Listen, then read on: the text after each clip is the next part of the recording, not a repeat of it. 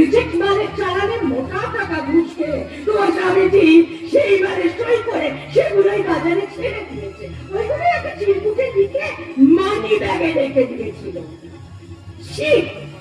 ছোট বাবা, তোর ক্যারেক্টার সার্টিফিকেটে যা দেখলাম না, আমাদের কোম্পানির ডেথ সার্টিফিকেট তোমাদের হাতে আসতে একটু বেশি দেরি নেই, এটা আমি হলফ করে বলতে পারি।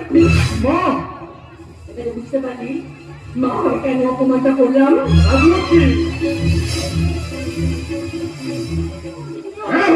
কিন্তু সবসময় আমারই দোষ দেখবে, দাদার দোষ তো তোমার নজরেই পড়ে না। দাদা কোনো দোষ করে না, তাই নজরে পড়ে না। মা দাদাকে খুব বিশ্বাস করো, তাই না? একদিন আসবে যেদিনে বিশ্বাসের জন্য তোমাকে পস্তাতে হবে।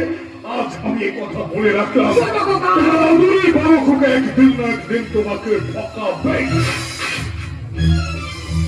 বড় খোকা সম্বন্ধে একটা খারাপ কথা বলে না, আমি কিন্তু ভুলে যাব আমি তোর মা। ও মা, আমার নতুন কথা কি? তুমি যেভাবে সবসময় দাদা হলো কালুটি করছো, ভবিষ্যতে আমাকে কখনো বলতে হয় আমার মা, আমার মা। এসব থেকে বলতে পাগল হয়ে গেছে। এখন হয়নি, দাদাকে নিয়ে মজা বাড়াবাড়ি শুরু করেছে। এবার শুধু আমি সত্যি সত্যি পাগল হয়ে যাবো।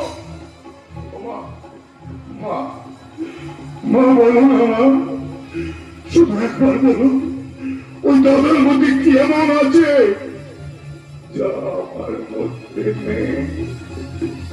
মানুষ, একজন মানুষ আছে যা যা লেখাপড়া শিখেও তোর মধ্যে নেই।